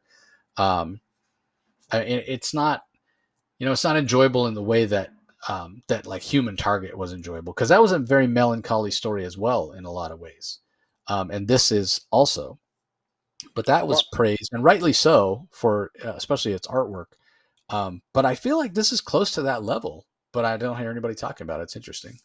Well, I'm surprised you didn't mention the major, significant key events that happened in this issue. But I guess you're just breezing it off because it's a Black Label. But I mean, Superman's killed, Batman's killed, Wonder Woman is killed. They're all killed. He puts his fist right through Superman. I mean, he's literally, I don't know how he's going to Superman survive that. He kills his, I mean, this is just absolutely brutal. Batman is completely run through with an energy blast. I mean, I don't know how, I mean, unless this is all undone because he's Captain Atom and maybe he can rearrange their molecules or something. That's kind of what I assumed. Like, well, I don't. Like he disintegrated that guy, and then he like lifted his finger, and the guy was, it just showed that he doesn't care about any of these characters. Like they're throwaways. They don't mean anything to him, as opposed to his daughter. His daughter, he loves his daughter. He cares about his daughter. He wants to be a family with his daughter again, and he burns her. So that's why I felt like that was more significant. The rest of these heroes, I expect them to be back next issue. Okay, well, I definitely, see, I wasn't expecting that, and part of that, though, in my defense, is the fact that it's not every day I see Captain Atom, who's usually, he's usually not this powerful. I know he can be, and clearly he is in this issue, but he's usually not this powerful. And for just so frivolously, all of a sudden, Batman's killed, Superman's killed, kills his daughter, and then I don't know, it's just I know he cured the one guy of cancer. But he did bring the other guy back, so I guess I can see that. Brought him back. Yeah. I guess clearly he's struggling with his godhood. He's a man. He's struggling with his humanity and also his godhood, and he's really being frivolous with his who dies and who lives, and so I'm still kind of getting a handle on it. Tom King clearly has something to say. It's an interesting take. I'm still buying the every issues. I'm hoping he nails the landing, because I have a feeling we're going to get more of this until issue 6, but we'll see. More of I don't know what's real and what's not. Well, exactly. That's what I mean. He's going to be doing this more and more. And the other thing, it's a little bit of a cheat. Well, so Captain Atom. So what if he blows up and creates a nuclear explosion? Is he going to resurrect the entire city? Like, if he can kill off all these characters, then it doesn't really mean anything when he just killed Batman or Superman. Doesn't that sort of take away the gravitas of this issue then? Because that to me was a big deal. So I'm not really, I get the whole godhood thing though. I get that struggle, but I'm not sure what Jenny Sparks, like what does Jenny Sparks bring to the table, I guess, other than the symbolic spirit of the 20th century. And we talked about that already, but in any event, I'm still trying to figure this out. I'm still trying to figure it out. So the jury's still out for me. Yeah, and let me just kind of add to that. Part of the reason that I didn't think those deaths were that significant was kind of the matter-of-fact way that they happen. And none of them even have like a panel that takes up half a page. Like, I would think if it was like really, it's Captain Atom versus Superman, and Captain Atom kills him, it would be like this big splash page and whatever. But in the manner in which it happens makes me think that it's so inconsequential because they're just going to come right back next issue or something, or this is happening in his mind, or something like that. So again, we'll have to wait and see. Okay, up next we have Catwoman. This is the first of a new arc with a new creative team. It's issue number 69. It's written by Torunn Gronbekk. Fabiano Mascolo handles the art. Patricio Del Pesce on colors. Steve Wands on letters. This is on both our lists, so I'll let you go first. What are your thoughts? Well, this is returning Catwoman to her sort of classic roots, which I love, especially coming off Teenie Howard's run. Regardless of the up and down nature of Teenie Howard's run, this is really returning Catwoman to her just being a cat thief, a glorified, well-skilled, world-renowned, and very skilled burglar cat thief. She's a world traveler. She's got different identities all over the world. She's had different crews all over the world, and Torunn Gronbekk has done a really good job here of this issue. It starts off with basically Selina Kyle just sort of waking up. She's in one of her lofts in Gotham, and she's clearly had a hell of a night, and she wakes up to discover one of her identities. One of her identities has been killed off in Berlin, of all places, and we get a flashback to earlier where she's at this gala in Gotham, and she's likely there because this is Selina Kyle. We're assuming she's there to probably, check out other billionaires, maybe case the place, working on her next heist, whatever the case might be. And she talks to a chairman and she sort of flirts with him. And just as she's flirting with him and he gets basically shot in the head. And then she instinctively runs out of the place. And as she leaves this gala, she realizes that she's being set up. She's being followed. She goes back to her apartment. She realizes it's being cased, that there's police around it. So she's clearly been set up. And one gets the sense, it's clear, maybe it's a little bit vague whether or not the people who are setting up Selina Kyle, I don't know if they really understand that she's Catwoman. They don't really appreciate that they're messing with the wrong woman. This is not somebody who's just going to like waltz into a trap. All of Catwoman's instincts are in great display here by Gronbekk. She does a really good job. Fabiano Mascolo's art, I think, works really well. It's done really well. And the new costume for Catwoman, while it's not my all-time favorite, it has an elegance and a class to it.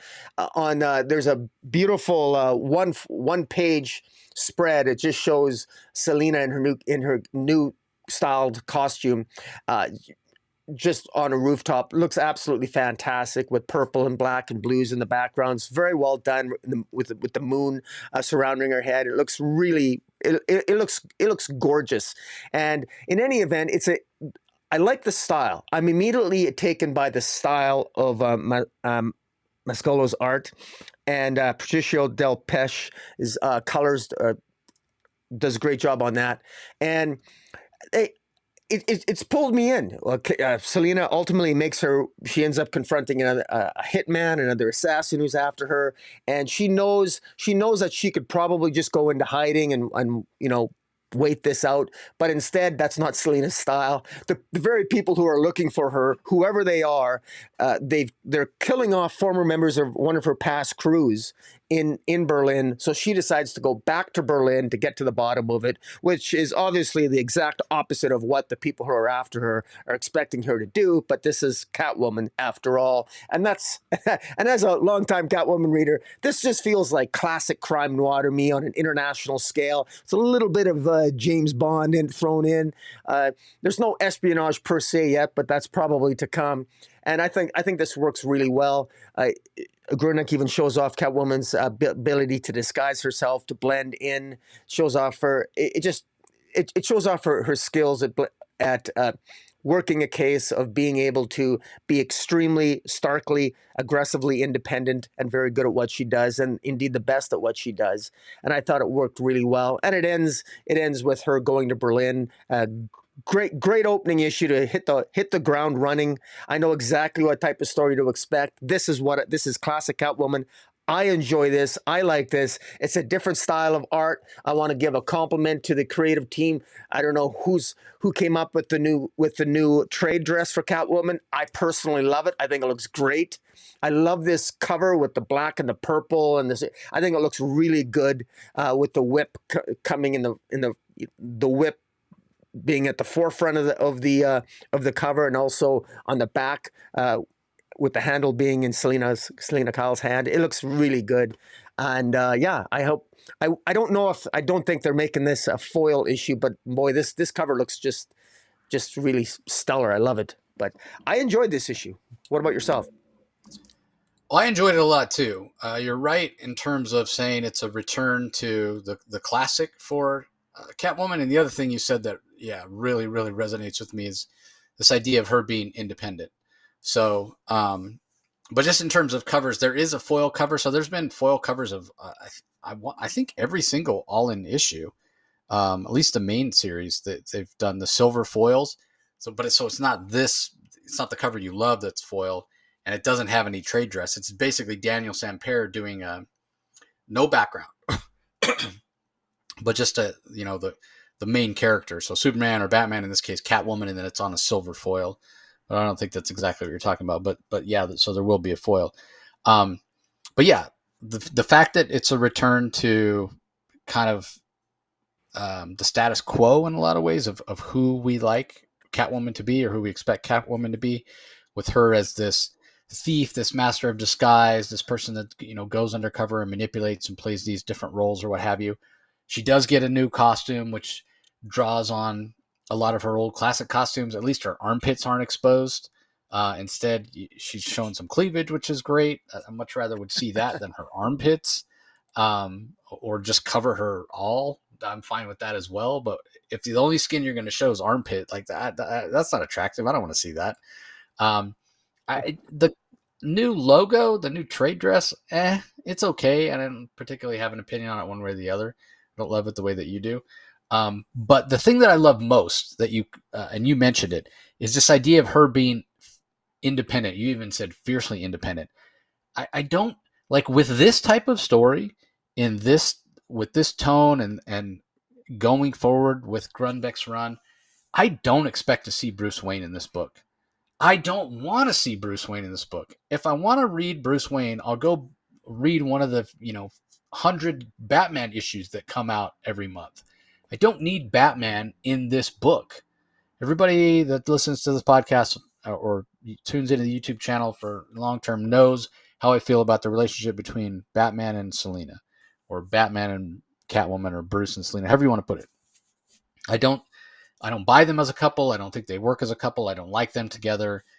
Full stop. I just don't. So I don't pick this up to read anything about that relationship. I want to pick this up and read about Selena pulling heists, pulling jobs, having moral quandaries, that sort of thing. And it certainly seems like that's the type of story we're going to get from Gronbekk. So I'm really excited. I'm really excited for this.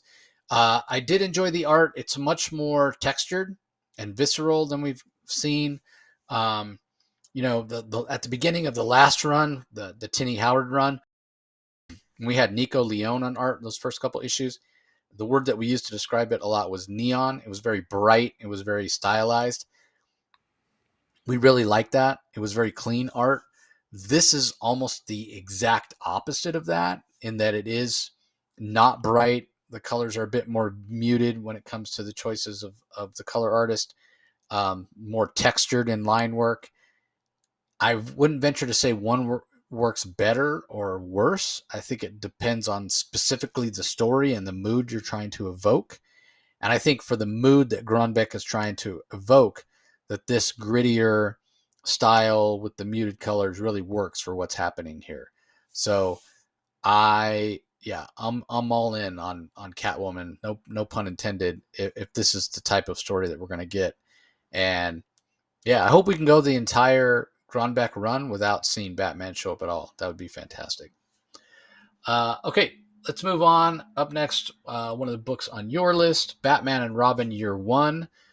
It's the credits are listed as co-plot Mark Waid and Chris Samnee, and then writer Mark Waid, artist Chris Samnee, colors by Mateus Lopez, and letters by Clayton Cowles with Chris Samnee. So I think Samnee tends to do his own sound effects, so that's probably why he's being listed as being credited as a letter along with Clayton Cowles. But yeah, I was surprised to see this on your list as well. Give us your thoughts on it.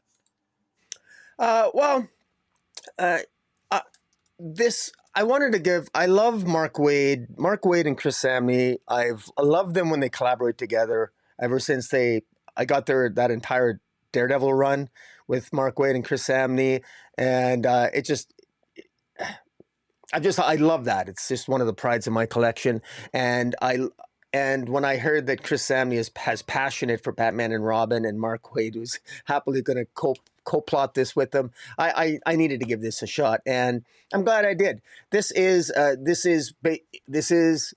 exactly what it says. It's Batman and Robin Year One, and this is actually earlier than Year One. This issue starts off with, this is 3 years. This is exactly 3 weeks after the death of John and Mary Grayson, and it's interesting because the final, I guess you could say, the final reckoning and the redemption of Dick Grayson, and regarding the death of his parents, we're going to be reviewing this week in Nightwing 118. And this, I think, ironically and just coincidentally, it takes place 3 weeks after their deaths. And this is ostensibly after Batman and young Dick Grayson have caught the killers of of his parents, and Dick Grayson is he's learning the ropes. And what Mark Waid and Chris Samnee do so well here is this really sort of updates the grimness of Batman. You know, we are entering a new age. I was listening to another YouTube video, and that I can't remember, but it was talking about the evolution of Batman, and one of the people thought that Batman hadn't changed all that much, and I just remember thinking to myself, I just disagree. We have had the Frank Miller Batman, and it's defined Batman for many decades. However, we've had an evolution of Batman. Batman is more of a family man. He's more of a grim and gritty family man, but he's more of a family man than he's ever been before. And that family man influence, that father-like influence, that need to be a father, despite the fact that he's never had the skill set of being a father, that really comes into play. And the focus of that in these stories really makes for the stories that much better.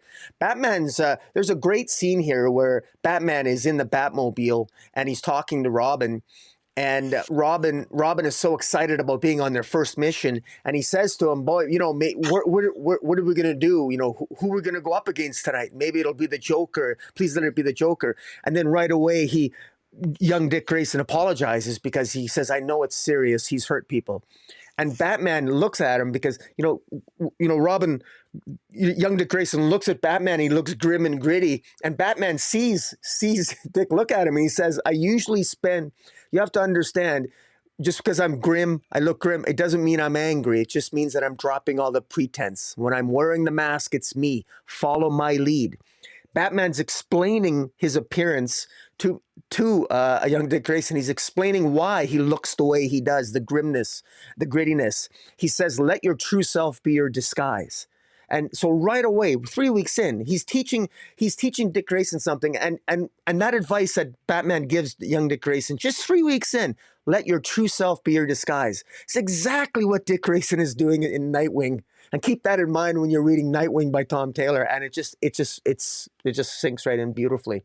And Mark Waid and Chris Samnee, to their credit, they really know these characters. This is the first meeting between Jim Gordon and Dick Grayson as well. That goes well. That goes well. There's moments of humor, and the art here. Chris Samnee just absolutely nails the art, and Mateus Lopez on the colors, fantastic job. Clayton Cowles on the letters. very well done when Batman and Robin face off against Two-Face. Even when they're chasing down Two-Face and his minions, Batman and very happy with the progress Robin's making, but he gets overconfident. They end up falling into a trap. They overcome the trap, and ultimately they get warned by Two-Face about this new person who's going to be coming to town. This new boss is going to be coming to town, who at the end it's revealed is going to be this character by the name of General Grimaldi, who very almost arrives at the Gotham airport or airfield, Moldoff airfield. He arrives like he's some sort of like Bond villain, you know. And so it's I'm really curious to see where this is going to go. I love Chris Samnee's art. It is one of those things that often will pull me in, especially when he does it the more. This has I just love this Batman and Robin feel to it, and I love the characterization, and so I thought this was I quite enjoyed it this week. It was one of my favorites. Yeah, it didn't resonate that much with me for a couple different reasons. I mean, first of all, I mean, I love the fact that the book even exists at all, right? Like, I talked to Mark Waid at San Diego Comic Con, asked him how he got involved in the project, and yeah, I mean, I think you kind of alluded to it. It's like this was Chris Somney's baby. Like Chris Somney was the one that wanted to do this book, and he reached out to his buddy Mark Waid and said, "Hey, will you do this book with me?" And Wade's like, "Yeah, sure. Let's do it." So, that's really interesting to me that it was, it was Chris Somney that wanted to do it and got Mark Waid involved.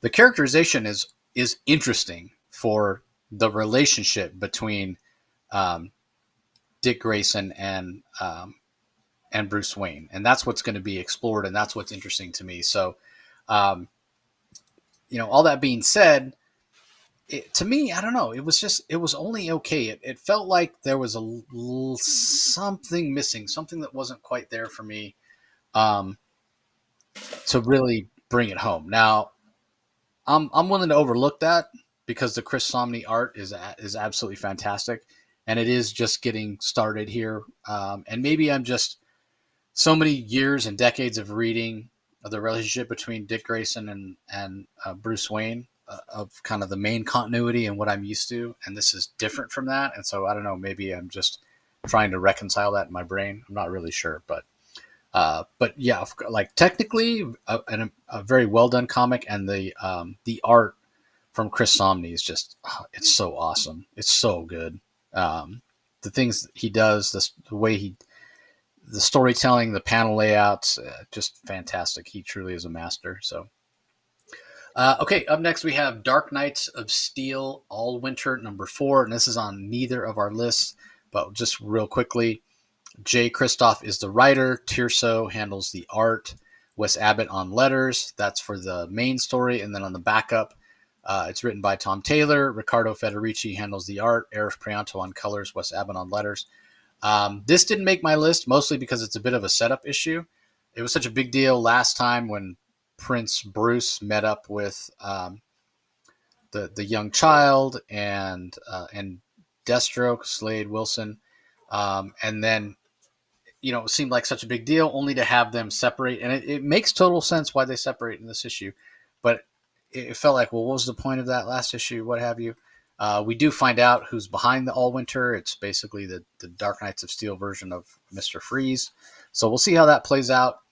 And then in the backup issue, um, the forces that be realize that the Kents aren't dead, and they took Arthur Curry away from the sea, and so Black Manta sends King Shark and his forces after them, and there's a battle and a couple unexpected allies for the Kents, which was interesting. The Riccardo Federici art is awesome, but yeah, I mean, nothing wrong with this particular issue. It is maybe the issue that I've enjoyed the least since the first issue, but it didn't quite make my top five. So, anything you want to add quickly, Rocky? Yeah, just for the first part, it basically the first part of the issue, it just sets up that basically the Mister Freeze iteration is the villain, and it also takes Batman, I guess the Night Batman, off the table because he's in the darker part of the Dark Knights of Steel world, he's deprived of sunlight and he's just weakened, and so he isn't much use to Deathstroke as helping him fight the various warriors that they come up against in the issue. And so ultimately, he has to make his way back to the kingdom of El, which is what he's going to be doing. And you think Deathstroke's dead at the end, but he likely isn't. And so the mystery continues, but it didn't quite feel as good as the previous 3 issues. The backup though it continues to be fantastic with that Federici art. My God, it's incredible, and just there's a fantastic page of a young Arthur Curry just slamming his fist into King Shark. It looks fantastic, but definitely the backup is the highlight of the issue. Yeah, that Federici art is amazing. So, yeah. Okay, on to the last book we're going to talk about in detail. Interesting that we didn't purposely save it for last. It's last because it got added last in our press kit, but it is the final or last issue of the Tom Taylor run on Nightwing. So it's Fallen Grayson finale, written by Tom Taylor. Bruno Redondo handles the art and the colors for pages 1 through, or he handles the art and then the colors for page 24. And then Caio Felipe does the inks on pages 2 through 23. Adriana Lucas does the colors for the other page, and Wes Abbott handles the letters. So, yeah, what were your thoughts on this finale? I thought this was really well done. This has been Tom Taylor's Nightwing run. Started off with a fantastic issue, and it was all over the place in terms of I liked, loved, and disliked some issues in between. Mostly liked. Some I really loved, some I disliked. It was a little bit of a roller coaster, but the first issue of his Nightwing run and this final issue of the Nightwing run are both really, really good. And I got to tell you, sometimes, it's okay to have a journey that's a little rough. I don't expect a writer to hit it out of the park every issue during a long run. I absolutely don't. But I'm going to remember this Nightwing run fondly, and I'm going to particularly like how it began, and I really like how this ended.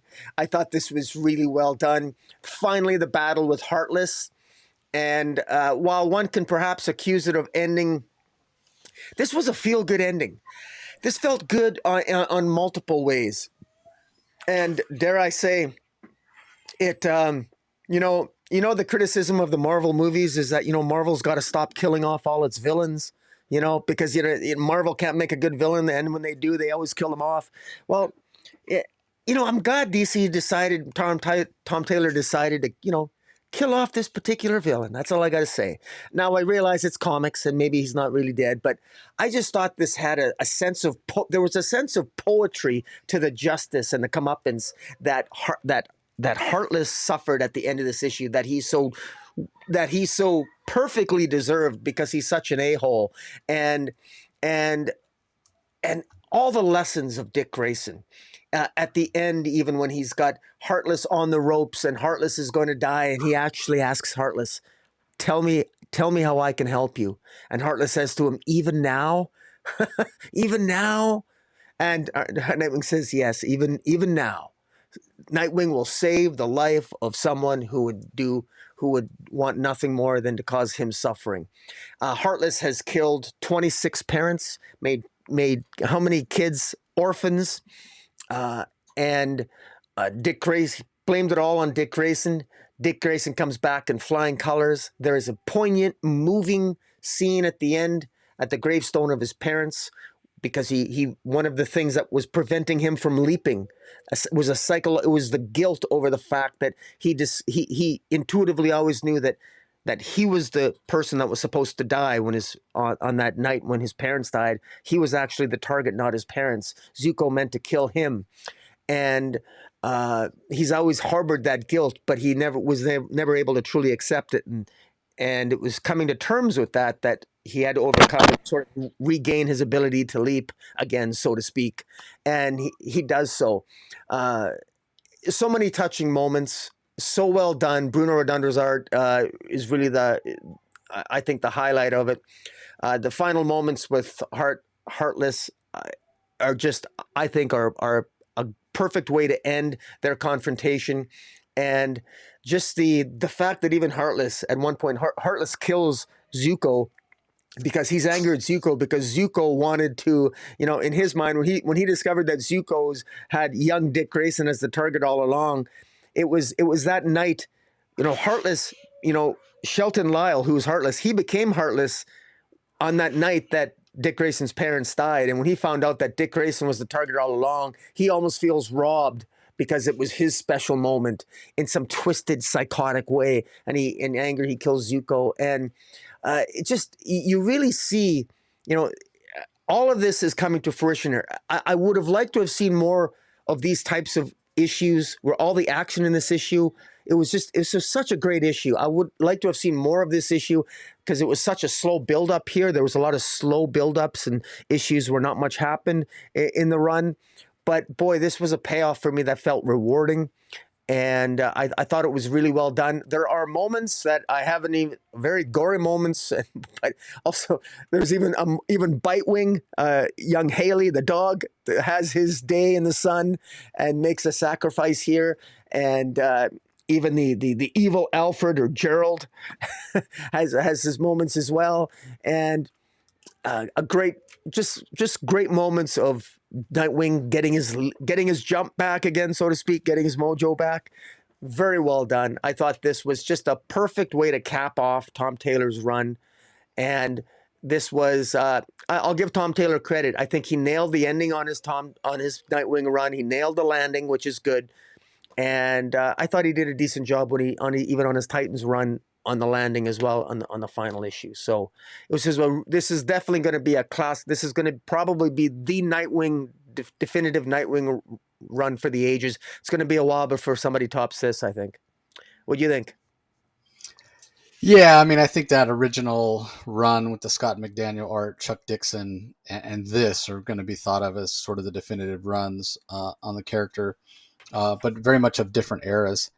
But yeah, I echo a lot of what you said. I mean, I was going to say exactly the same thing. I mean, the first issue that Tom Taylor did was before this issue was far and away the standout issue. I put this right up there next to it. By far and away, the best two issues of Tom Taylor's Nightwing run was the first issue he did, and this last issue. He totally nailed the landing. It was absolutely fantastic.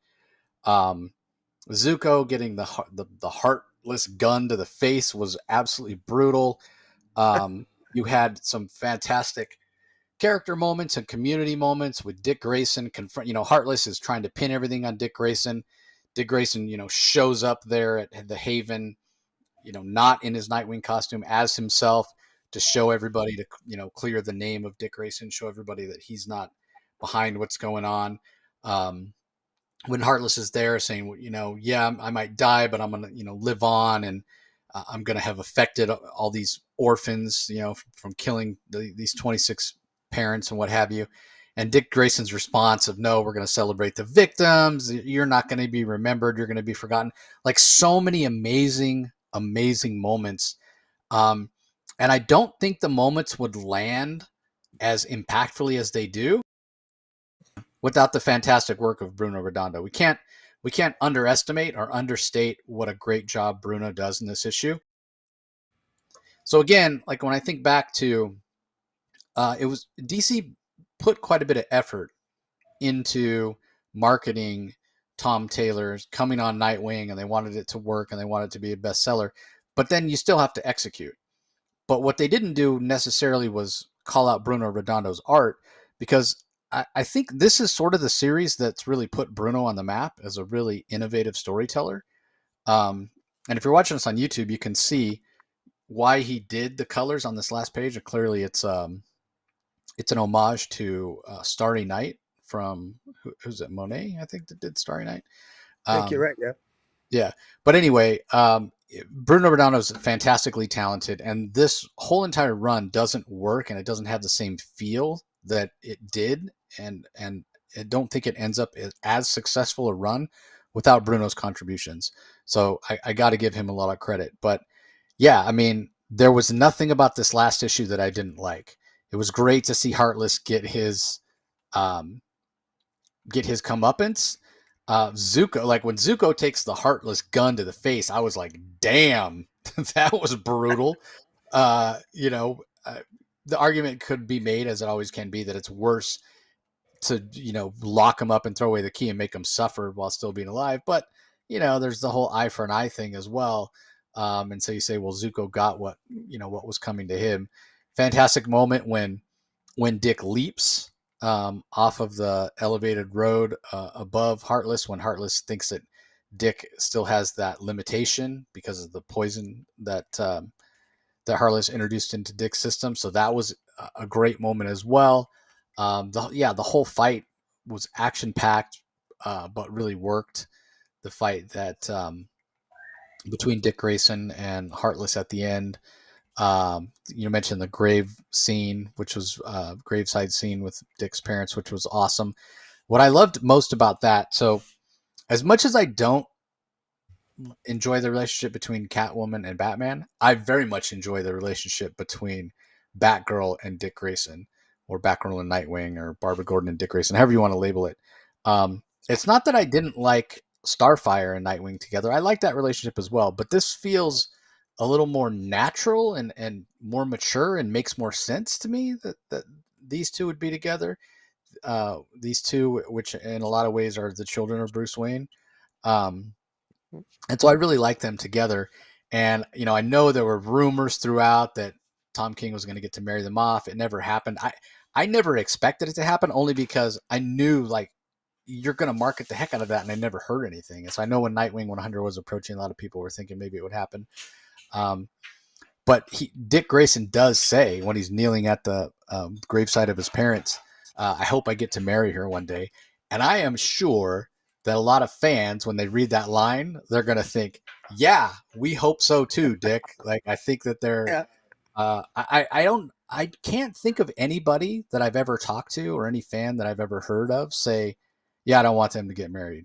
Like, I've only ever heard it go the other way, where everybody wants to do that. But I'll say this: I certainly wouldn't expect it to happen anytime soon, because Dan Watters is coming on the book as the next writer, and I don't see DC as saying, "Hey, Dan Watters, why don't you marry them off?"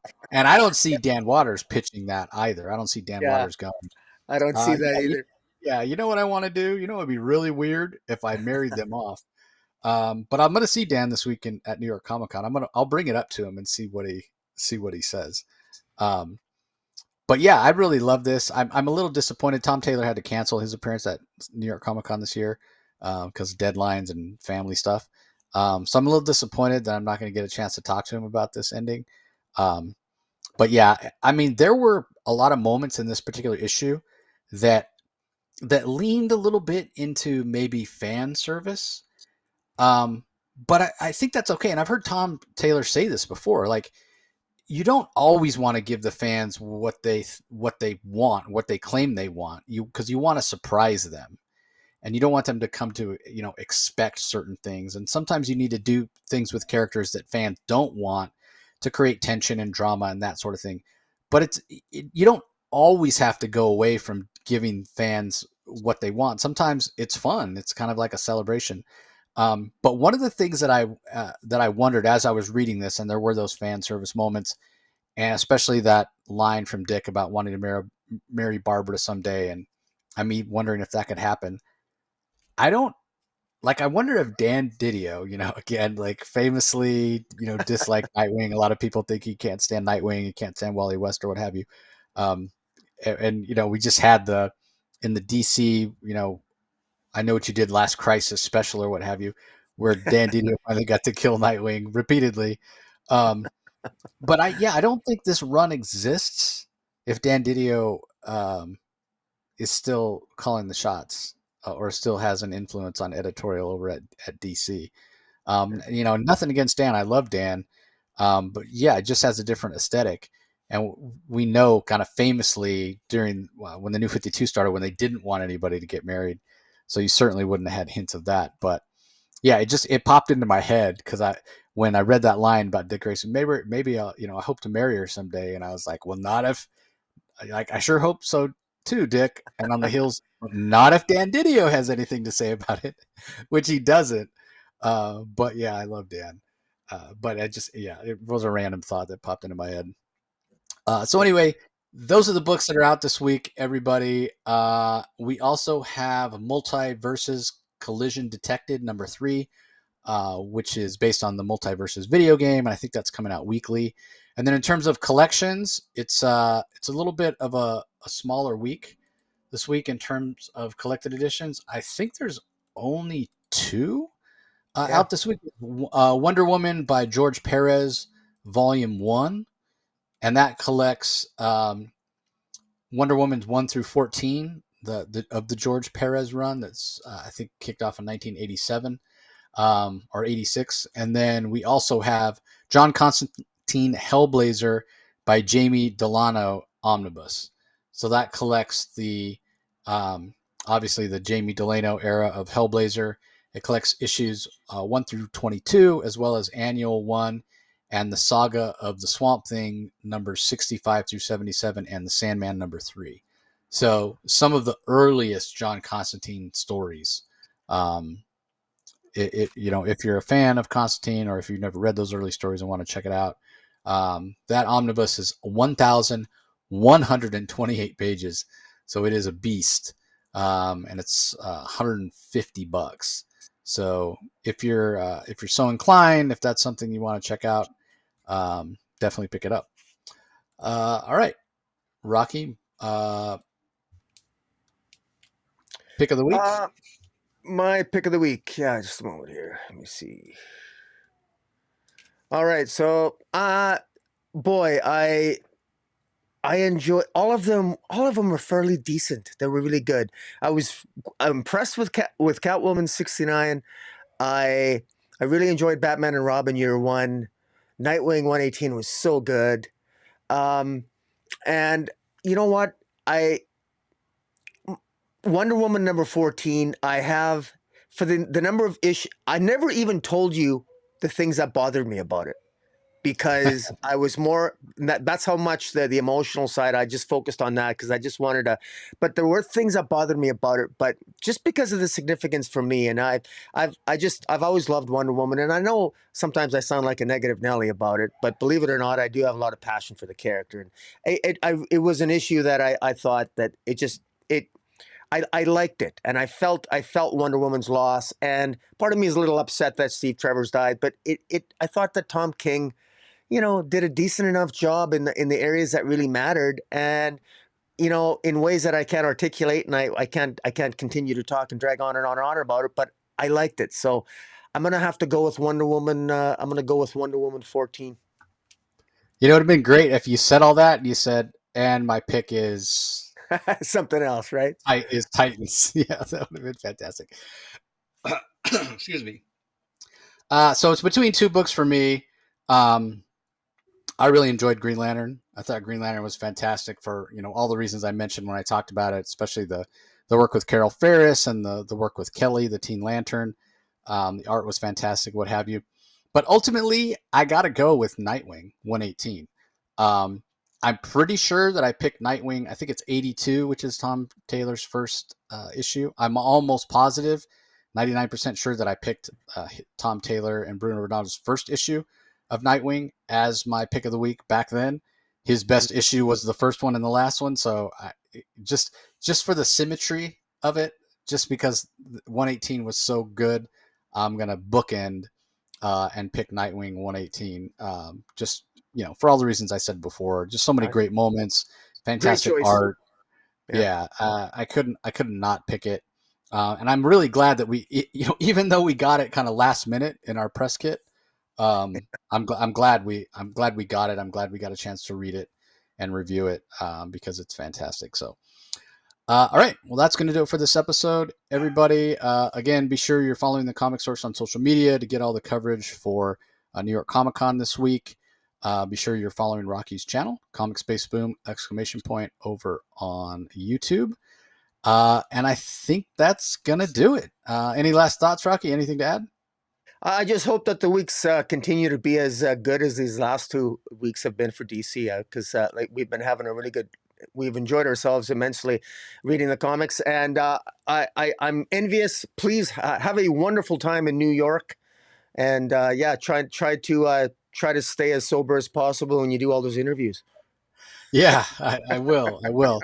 Gonna miss you, buddy. I wish you were joining Yeah, us yeah, one of me these too.